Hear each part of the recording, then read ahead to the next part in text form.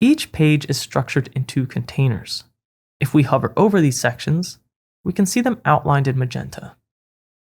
And we have container handles here as well. This structure panel is helpful to quickly select containers on our page. And if you toggle the visibility of containers, that can help you identify them. I'll hide the structure panel for now by using Command-I on a Mac keyboard or Control-I on a Windows keyboard. Let me scroll down, and to add a new container, hover over an existing container and click on this plus icon.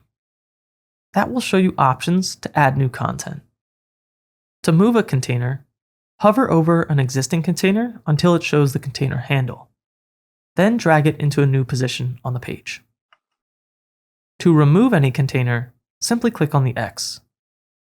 Containers hold the elements that make up the content of the page, like headings, text, buttons, and images.